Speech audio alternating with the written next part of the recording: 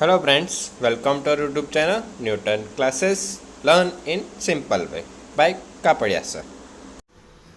Hello friends, तो आज हम क्या स्टार्ट करेंगे? आज हम स्टार्ट करेंगे स्टैंडर्ड 12 का chapter number 1 electric charge and field, या फिर हिंदी में बोलना चाहे तो क्या हो जाएगा, विद्युत आवेश तथा क्षेत्र के न्यूमेरिकल्स। ठीक है, तो अब हम स्टार्ट करते हैं फर्स्ट से। उदाहरण हमारा 1, या फिर बोलना चाहो तो एग्जाम्पल 1। आपकी स्क्रीन पर देखो क्वेश्चन दिख रहा है। ठीक है, पहले हिंदी मीडियम वालों के लिए देखो, अगर क्वेश्चन ऊपर देख रहे हो तो आपको दिख रहा है, आप किसी धातु के गोले को स्पर्श के बिना कैसे धन आवेशित कर सकते हैं। ठीक है, मतलब कोई भी एक धातु का गोला लेना है और उसको क्या नहीं करना है, हमें टच नहीं करना है, स्पर्श नहीं करना है, और बिना स्पर्श के क्या करना है, उसको धन आवेशित करना है। ठीक है, या फिर नीचे हिंदी इंग्लिश मीडियम वालों के लिए अगर हम देखें तो क्या है, how can you charge a metal sphere positively without touching it. मतलब क्या करना है, एक मेटल स्फीयर है उसको क्या करना है, पॉजिटिवली चार्ज करना है। कैसे? और बिना कोई टच के। ठीक है, तो चलो आते हैं बोर्ड पे वापस। ठीक है, तो जैसे अब क्वेश्चन बोला हुआ है तो क्या करते हैं, एक धातु का गोला या मेटल का स्फीयर ले लेते हैं। जैसे मान लो ये ले लिया। ठीक है, और अभी यहाँ पे क्या है, ना कोई पॉजिटिव चार्ज है ना कोई नेगेटिव चार्ज है। ठीक है, कैसा होगा, न्यूट्रल होगा। न्यूट्रल होगा मतलब जितने इसके ऊपर पॉजिटिव चार्ज होंगे उतने इसके ऊपर क्या होंगे, नेगेटिव चार्ज भी होंगे। ठीक है, और उसको कहाँ रख देते हैं, स्टैंड पे रख देते हैं। ठीक है, ये होगा स्टैंड। और ये स्टैंड हमारी कैसी होनी चाहिए, इंसुलेटेड, या फिर बोल सकते हो अचालक। मतलब कोई भी चार्ज यहाँ से पास नहीं होना चाहिए। ठीक है, और दूसरी चीज क्या लेंगे, हम न्यूट्रल है तो इसका मतलब इसके ऊपर जितने पॉजिटिव उतने नेगेटिव है, और सभी क्या होंगे, एक इक्वली सभी जगह एक जैसे फैले होंगे। ठीक है, तो उसको जैसे कंसीडर कर लेते हैं plus plus plus plus plus. ठीक है, और बीच बीच में कहीं कहीं क्या होंगे, नेगेटिव। ये चीज हो गई। ठीक है, अब इसको क्या करना है, हमें टच नहीं करना है और उसको पॉजिटिव करना है। और पॉजिटिव करने के लिए क्या करना पड़ेगा, इसमें से हमें नेगेटिव निकालने पड़ेंगे। तो नेगेटिव निकालने के लिए क्या करते हैं, हमने दूसरा एक रोड लेंगे या फिर छड़ लेंगे, रोड लेंगे, और वो कैसी होनी चाहिए, हमारी नेगेटिवली चार्ज होनी चाहिए। ठीक है, तो उसको क्या करेंगे, जैसे यहाँ पे वापस इसी को बता देते हैं। ठीक है, ये हो गया हमारा गोला। ठीक है, गोला थोड़ा हो रहा है मान लेना। ठीक है, यहाँ पे क्या कर सकते हैं, छड़ ले लेते हैं, और छड़ कैसी है, हमारी नेगेटिव है। जब इसको क्या करेंगे, इसके पास लेके आएंगे। ठीक है, लेकिन पास लेके आने के लिए बोल रहा हूँ मैं, टच करने के लिए नहीं बोल रहा हूँ। ठीक है, पास लेके आओगे तो इसके अंदर कौन से नेगेटिव चार्ज है, तो इसके अंदर भी जो नेगेटिव चार्ज है उनको क्या करेगा, वो रिपल करेगा, मींस अपाकर्षण करेगा। तो उससे वो कहाँ चले आएंगे, दूर चले आएंगे, क्योंकि उस पर अपाकर्षण बल लगेगा या रिपल्सन फोर्स लगेगा, तो उसकी वजह से धीरे धीरे कहाँ चले आएंगे, दूर जाएंगे, मतलब दूसरे साइड चले जाएंगे। तो दूसरे साइड ऐसे आगे। ठीक है, और पॉजिटिव चार्ज क्या करेंगे, इसको अट्रैक्ट करेंगे, तो पॉजिटिव चार्ज कहाँ जाएंगे, इसके पास आ जाएंगे। ठीक है, और अब देख रहे हो तो मेटल स्फीयर है जो हमारा क्या दो पार्ट में डिवाइड हो चुका है। एक साइड सभी हो गए पॉजिटिव और एक साइड सभी क्या हो गए, नेगेटिव। ठीक है, अभी भी तो इन पे फोर्स लग रहा होगा, ये बल लगा रहा होगा। ठीक है, तब ये क्या कर रहे हैं, और दूर जाने की ट्राई कर रहे हैं, लेकिन आगे जाने के लिए उनके पास कोई रास्ता है नहीं। ठीक है, तो इसके बाद क्या करेंगे, यहाँ से हम क्या करेंगे, चालक तार या कंडक्टर वायर कनेक्ट कर देंगे, और इसको किसके साथ कनेक्ट करेंगे, अर्थ के साथ, मतलब पृथ्वी के साथ। ठीक है, और इसकी वजह से क्या हो जाएंगे, धीरे धीरे करंट कहाँ जाना स्टार्ट कर देंगे, पृथ्वी में। और जो हमारी अर्थ है वो क्या है, बहुत बड़ी है, तो उसके अंदर तुम लाखों करोड़ों चार्ज एंटर भी कर सकते हो या फिर वहां से निकाल भी सकते हो। ठीक है, तो ये चीज होती है, यहाँ से धीरे धीरे चार्ज कहाँ जाने लगेंगे, नेगेटिव चार्ज यहाँ गए और ये चले गए पृथ्वी में। ठीक है, तो यहाँ पे धीरे धीरे चार्ज क्या होते जाएंगे, कम होते जाएंगे। तो एक टाइम ऐसा आएगा तो क्या हो जाएंगे हमारे सिर्फ, ये हो गया हमारा रोड, ये हो गया स्फीयर, और इसके ऊपर सिर्फ कौन से बचेंगे, पॉजिटिव चार्ज। ठीक है, ये चीज हुई। अब क्या करेंगे, जैसे इस वापस रोड को भी हम क्या करेंगे, वापस हटा लेते हैं। जैसे ये हमारी होगी पहली कंडीशन, ये हो गई दूसरी कंडीशन, ये हो गई हमारी तीसरी कंडीशन। अब क्या करना है, इसको हम क्या करेंगे, यहाँ से रोड को हटा लेंगे। तो ये जो पॉजिटिव चार्ज इकट्ठे हुए थे ये भी कहाँ चले जाएंगे, अपनी जगह पे चले जाएंगे। तो यहाँ पे अगर हम देखेंगे तो कैसे हो जाएंगे, पॉजिटिव चार्ज आ गया अपनी जगह पे। ठीक है, ये हो गया स्टैंड। ठीक है, अब देखो तो हमने स्टार्टिंग में क्या देखा था कि यहाँ पे जितने पॉजिटिव चार्ज थे उतने नेगेटिव चार्ज थे। अब अगर हम गोले को देखें तो उसके ऊपर स्फीयर को देखें तो कैसे होंगे, सिर्फ उसके ऊपर क्या है, पॉजिटिव चार्ज है, और हमें क्या करना था, यही करना था, और बिना टच किए। ठीक है, हाँ कोई डाउट हो तो आप नीचे कमेंट जरूर कर सकते हैं। ठीक है, और इसके बाद हम देखते हैं नेक्स्ट क्वेश्चन जो आपकी स्क्रीन पर दिखाई देगा। ओके,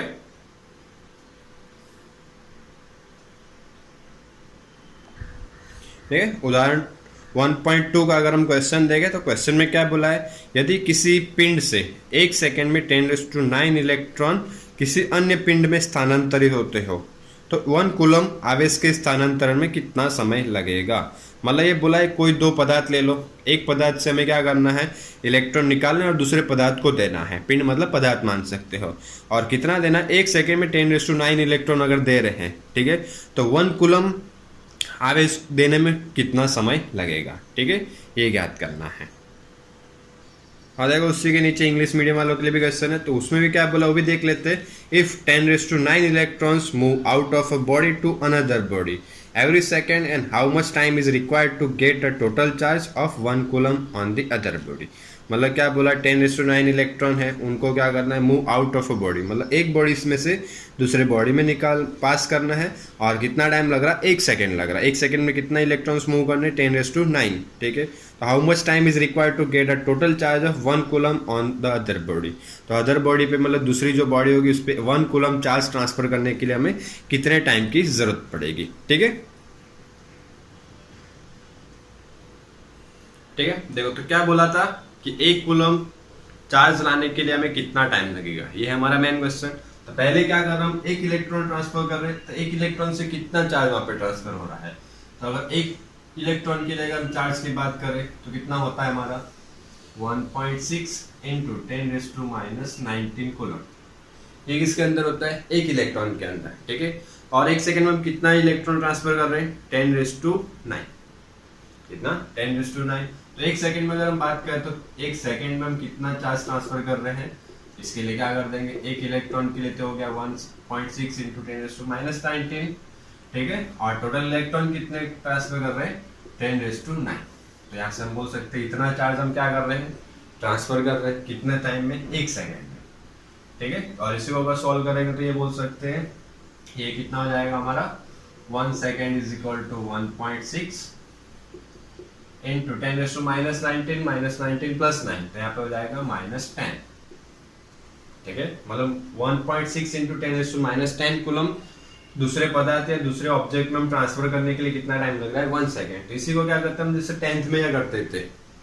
ठीक है, वो सिंपल सा फॉर्मूला यूज करना है। कैसे, जैसे बोलना अगर 1.6 × 10⁻⁻10 कूलम को दूसरे ऑब्जेक्ट में पदार्थ में ट्रांसफर करने के लिए कितना टाइम लग रहा है, 1 सेकेंड। ठीक है, और उसी के बाद अगर देखें तो हमें कितना करना है, 1 कूलम, तो 1 कूलम के लिए कितना, फॉर हाउ मच। ठीक है, क्या करेंगे, क्रॉस मल्टीप्लाई, तो ये हो जाएगा यहाँ पे t और ये जाएगा 1 × 1 एंड डिवाइड बाय 1.6 × 10⁻⁻10। ठीक है, और इसी को अगर हम क्या करेंगे, थोड़ा सा डिवाइड कर लेते हैं, तो डिवाइड करेंगे तो हमारा आंसर आएगा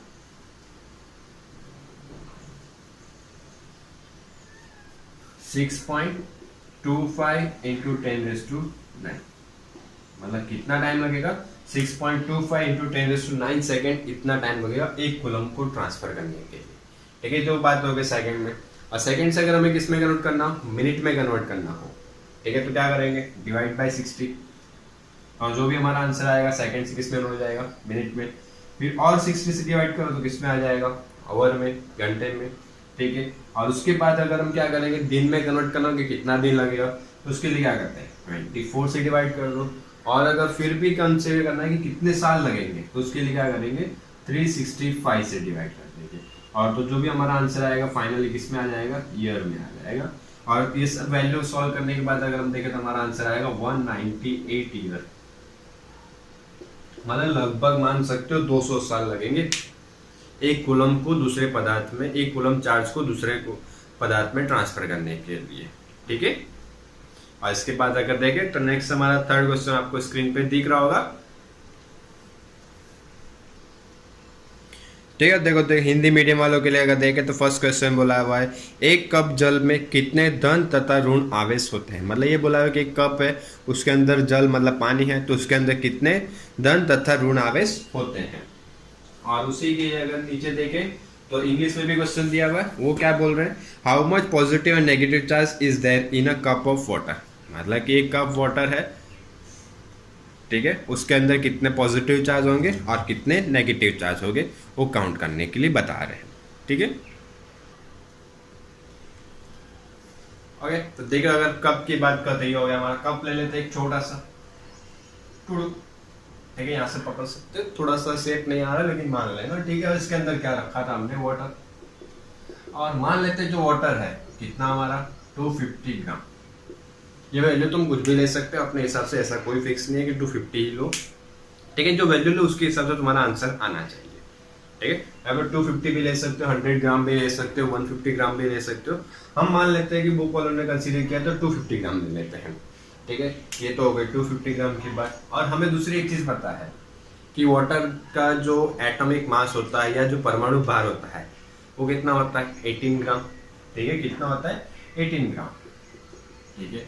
और उसके 18 ग्राम के अंदर कितने मोलिक्यूल्स होंगे, क्या कितने परमाणु होंगे, तो उसकी अगर बात करें तो उसके अंदर कितने होंगे, 6.02 इंटू 10⁻23, ठीक है। ये क्या हो जाएंगे, परमाणु, या फिर यहाँ पे बोल सकते हो मोलिक्यूल्स,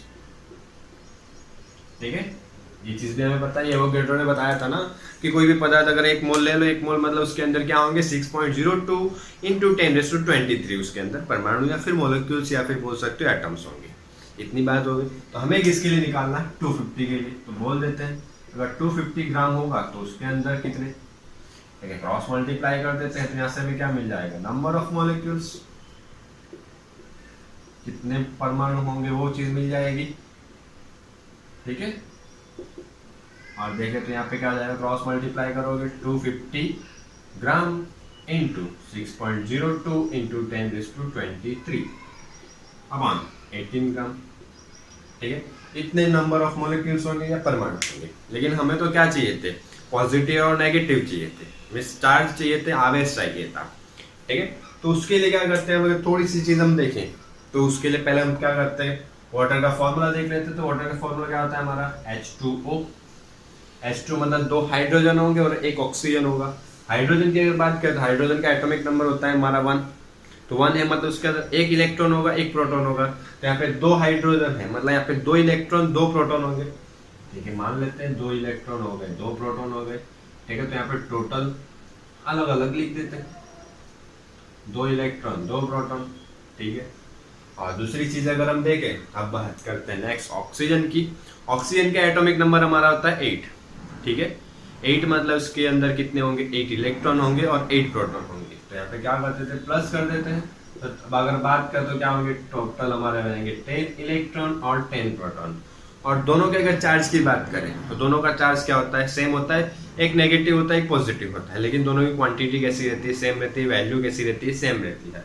और कितनी होती है, 1.6 इंटू 10⁻19, ठीक है। ये किसके लिए होगा, इलेक्ट्रॉन के लिए भी होगा और प्रोटॉन के लिए भी होगा। तो हमें इतने मॉलिक्यूल्स मिले और एक मॉलिक्यूल्स में हमारे क्या होंगे, 10 इलेक्ट्रॉन होंगे और 10 प्रोटॉन होंगे। उन्होंने अलग अलग पूछा हुआ है, टोटल नहीं पूछा है कि साथ में कितना होता है। तो हम क्या करें, ये 10 लोगे तो भी हो जाएगा और इससे भी क्या करेंगे तो भी हो जाएगा। तो क्या करेंगे, 10 से मल्टीप्लाई कर दो, ये 10 इलेक्ट्रॉन भी ले लोगे तो उसके लिए मिल जाएगा और प्लस लोगे तो प्रोटॉन के लिए मिल जाएगा, ठीक है। और क्या करेंगे, 1.6 इंटू 10⁻19 से मल्टीप्लाई कर दो। एक के लिए इतना है तो 10 के लिए कितना होगा, ठीक है। और इसी को क्या करना है, आप सॉल्व करेंगे, ठीक है। और सॉल्व करोगे तो देखोगे अब क्या करना है, ये तो कर सकते हो, कैलकुलेशन है इजीली, ठीक है।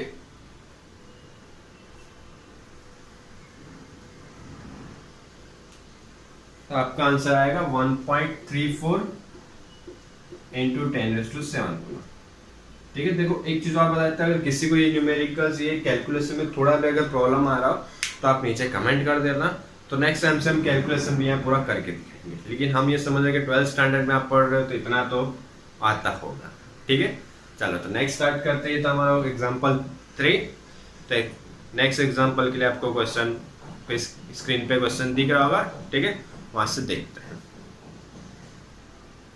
ठीक है। देखो तो हिंदी के लिए अगर क्वेश्चन की बात करें तो क्या बोला है, दो विद्युत आवेशों के बीच स्थिर विद्युत बल के लिए कूलम नियम तथा दो स्थिर बिंदु द्रव्यमानों के बीच गुरुत्वाकर्षण बल के लिए न्यूटन का नियम, दोनों में ही बल आवेशों द्रव्यमानों की दूरी के वर्ग के विरुद्ध क्रमानुपाती होता है। मतलब क्या 1/r² होता है, गुरुत्वाकर्षण में भी यही था और कूलम के नियम में भी हमारा यही होता है, ठीक है। और फिर क्या बोला, इन दोनों बलों के परिमाण ज्ञात करके इनकी प्रबलताओं की तुलना कीजिए। मतलब दोनों का मान निकालना है, वैल्यू निकालना है और फिर क्या करना है, कंपैरिजन करना है, तुलना करनी है। ठीक है, तुलना के लिए क्या करेंगे, दोनों को एक दूसरे से डिवाइड करना है सिंपल सी भाषा में। तो और किसके लिए करना है, एक इलेक्ट्रॉन और एक प्रोटॉन के लिए, फिर दो प्रोटॉन के लिए। और इलेक्ट्रॉन और प्रोटॉन में पारस्परिक आकर्षण के विद्युत बल के कारण इलेक्ट्रॉन तथा प्रोटॉन के त्वरण आकलन कीजिए और इनके बीच की दूरी दी है 1 एंगस्ट्रॉम। 1 एंगस्ट्रॉम मतलब हो जाएगा 10⁻⁻10 मीटर। ठीक है, और अब देख रहा था आपको स्क्रीन पे इंग्लिश मीडियम के लिए क्वेश्चन दिख रहा है। ठीक है, क्या बोला है, Coulomb's law for electrostatic force between 2 point charges and Newton's law for gravitational force between 2 stationary point masses both have inverse square dependence on the distance between the charges and masses respectively। मतलब ये बोला हुआ है short में, अगर हम बोलना चाहे तो कि दो चार्ज होंगे या दो मास होंगे तो उनके लिए जो फोर्स होता है, तो एक पे हम क्या लगाते हैं, मास के लिए फोर्स होता है हमारा ग्रेविटेशनल और चार्ज के लिए हमारा फोर्स कौन सा होता है, कूलम्ब फोर्स। ठीक है, तो दोनों के लिए अगर हम फॉर्मूला देख रहे हो, दोनों के लिए क्या होता है, इनवर्सली प्रोपोर्शनल होता है। ठीक है, पहले के लिए अगर हम बात करें तो क्या होता है, force F is equal to KQ1Q2/R²। और ग्रेविटेशन फोर्स की अगर बात करें तो उसके लिए फॉर्मूला क्या होता है, F is equal to GM1M2/R²। दोनों में नीचे देखो तो R² क्या हो रहा है, इनवर्सली आ रहा है। ठीक है, तो उस चीज़ की बात की है। और क्या बोला, compare the strength of this force by determining the ratio their magnitudes. और इन दोनों को क्या करना है, कंपेयर करना है उनकी वैल्यू की, उनके फोर्स की, और कैसे करना है, उनके जो मैग्नीट्यूड है उसका रेशियो फाइंड करके। ठीक है, रेशियो किसके लिए निकालना है, 1 for 1 electron and a proton for 2 proton and estimate the, मतलब एक इलेक्ट्रॉन और एक प्रोटॉन के लिए। फिर अगर नेक्स्ट देखें तो 2 प्रोटॉन के लिए। और नेक्स्ट देखो तो क्या बोला, estimate the acceleration of electron proton due to the electric force their mutual attraction when they are apart. अब दोनों के लिए क्या निकालना है, एक्सेलरेशन भी निकालना है। ठीक है, और कब, जब उनके बीच का डिस्टेंस कितना हो हमारा 1 एंगस्ट्रॉम, मतलब 10⁻⁻10। और नेक्स्ट देखो तो इलेक्ट्रॉन का और प्रोटॉन का मास दिया हुआ है। ठीक है, चलो देख आते हैं हम बोर्ड पे।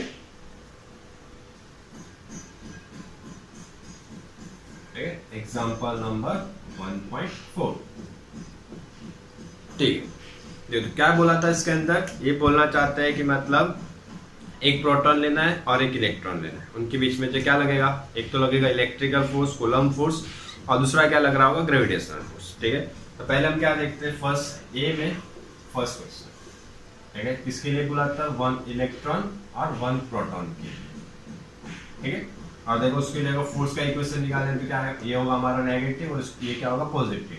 तो पॉजिटिव नेगेटिव इसके लिए हमारा इक्वेशन क्या आएगा, -KQ1 या फिर Q2। ठीक है, इलेक्ट्रॉन को हम मान लेते हैं Q1। ठीक है, देखो यहाँ पे लिख देते हैं, इलेक्ट्रॉन को हम कंसीडर कर लेते हैं Q1 और प्रोटॉन को हम कंसीडर कर लेते हैं Q2। ये चीज क्लियर। देखो तो KQ1Q2/R², ये हो जाएगा इलेक्ट्रिक फोर्स के लिए, विद्युत बल के लिए, कूलम्ब फोर्स के लिए। और दूसरा किसके लिए निकालना है, ग्रेविटेशनल फोर्स के लिए, तो उसको क्या लिख देते हैं, M। ठीक है, या फिर लिखना हो तो G भी लिख सकते हो। तो इसके लिए फॉर्मूला क्या आ जाएगा, GME।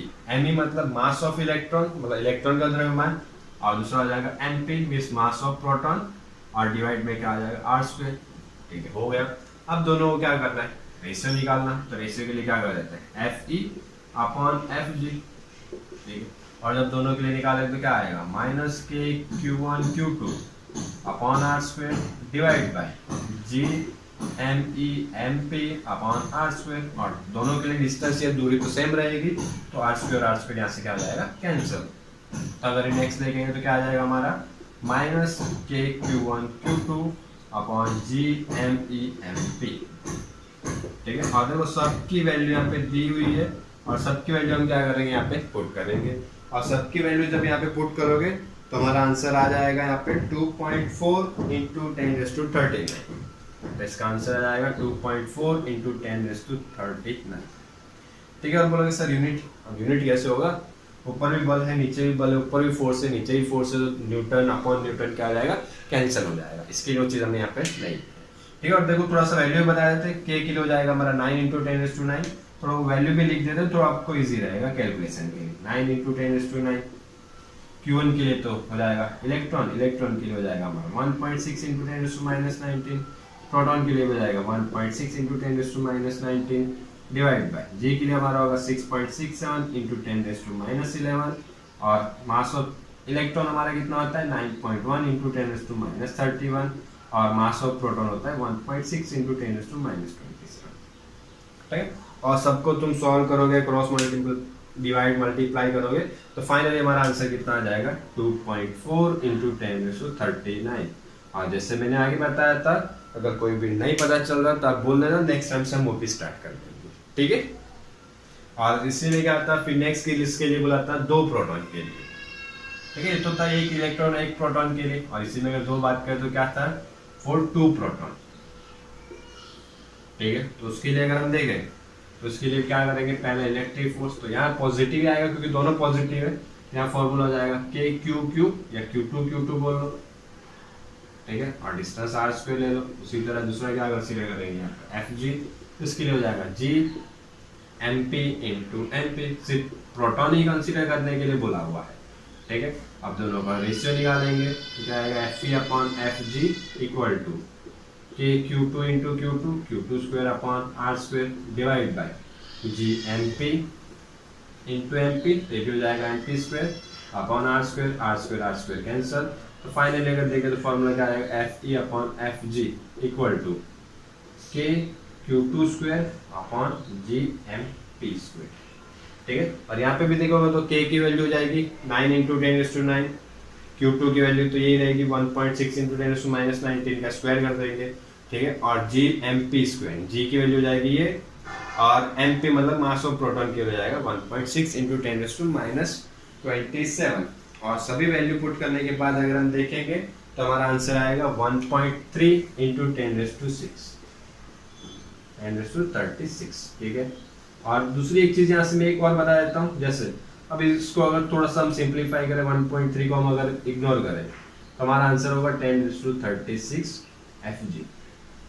और ऐसा हमने 11th स्टैंडर्ड में एक चीज देखी थी, जो हमारा विद्युत चुंबक के बल था या फिर इलेक्ट्रोमैग्नेटिक फोर्स था, उसके अंदर हमने देखा था कि जो इलेक्ट्रोमैग्नेटिक फोर्स या विद्युत बल होता है गुरुत्वाकर्षण बल की तुलना में कितना ज्यादा होता है 10⁻36 टाइम्स ज्यादा होता है। देखो आ गया, इस गुरुत्वाकर्षण बल को अगर 10⁻36 से मल्टीप्लाई करेंगे तब हमारा किसके बराबर आएगा, इलेक्ट्रिक फोर्स के बराबर आएगा। ठीक है, देखो वो चीज वहां पे लिखी थी और यहाँ पे हमने क्या कर दी, आज प्रूफ कर दी। ठीक है, और इसके बाद हम क्या देखेंगे, बी वाले क्वेश्चन में बोला हुआ है। ठीक है, ठीक है, और नेक्स्ट वाले में क्या बोला था, एक्सेलरेशन निकालने के लिए, इलेक्ट्रॉन और प्रोटॉन का एक्सेलरेशन निकालना है, या फिर बोलना चाहो तो बोल सकते हो त्वरण निकालने के लिए, हिंदी के लिए। ठीक है, देखो, और उसके लिए अगर हम नॉर्मल सा इक्वेशन देखें तो हमें कहां से मिलेगा acceleration, F is equal to ma%। हमारे पास फोर्स होना चाहिए, बल होना चाहिए और मास होना चाहिए। इलेक्ट्रॉन के लिए निकालोगे तो इलेक्ट्रॉन के लिए, और प्रोटॉन के लिए निकालोगे तो प्रोटॉन के लिए। ठीक है, दोनों के लिए एक बार इक्वेशन लिख देते हैं। जैसे प्रोटॉन के लिए तो क्या हो जाएगा Np इंटू AP। ठीक है, और ऐसे इलेक्ट्रॉन के लिए करो तो क्या हो जाएगा Me अपॉन A। ठीक है, इतनी चीज हो जाएगी। अब अगर देखें तो पहले हमें क्या फाइंड करना पड़ेगा, फोर्स या फिर बल। वो कहां से निकालेंगे, वो हम निकालेंगे जो विद्युत बल से निकाला था। ठीक है, तो क्या होता था हमारा equation, F is equal to होगा हमारा K Q1 Q2 upon R square. ठीक है, Q1 Q2 बोलने की जरूरत नहीं, Q भी बोल सकते हो, दोनों के लिए चार्ज क्या रहता है, सेम रहता है। और सबकी वैल्यू अगर पुट करें तो क्या रहेगा हमारा 9 इंटू 10⁻9। Q1 के लिए अगर देखें तो 1.6 इंटू 10⁻19। और यहाँ पे एक चीज बता देते हैं, देखो यहाँ पे हमें पॉजिटिव नेगेटिव कंसीडर नहीं करना है, सिर्फ यहाँ पे हमें वैल्यू के लिए बोला हुआ है। ठीक है, इसके लिए नहीं करता है। और दूसरे के लिए अगर कंसीडर 1.6 इंटू 10⁻19। और डिस्टेंस के लिए वहाँ पे क्वेश्चन में दिया हुआ R इज इक्वल टू क्या बोला है 1 एंगस्ट्रॉम, और एंगस्ट्रॉम का मतलब क्या हो जाएगा 1 इंटू 10⁻10 मीटर। ठीक है, क्या आ जाएगा 10⁻10 मीटर का स्क्वायर। ठीक है, और इसी को अगर देखो आप सॉल्व करेंगे तो हमारा आंसर आएगा 2.3 इंटू 10⁻8 न्यूटन।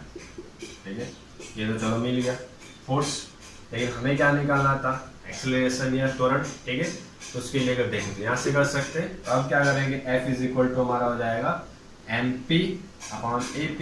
AP को क्या कर सकते इधर रहने दें, MP मल्टीप्लाई में, अपोजिट साइड जाएगा तो क्या हो जाएगा डिवाइड में F अपॉन MP। इसके लिए अगर करें तो क्या आ जाएगा 2.3 इंटू 10⁻⁻8 और मास ऑफ प्रोटॉन कितना आता है 1.6 इंटू 10⁻27। और ऐसे ही दूसरा किसके लिए करना, अगर इलेक्ट्रॉन के लिए करना तो उसके लिए फॉर्मूला क्या आएगा F/me और उसके लिए अगर देखें तो क्या रहेगा formula 2.3 into 10⁻⁻8 divide by mass of electron आएगा 9.1 इंटू 10⁻31। ठीक है, और दोनों को अगर हम सॉल्व करके देखें, ठीक है, सॉल्व नहीं करवा रहा हूँ, इतना तो सॉल्व कर सकते हो, आंसर बता देते हैं।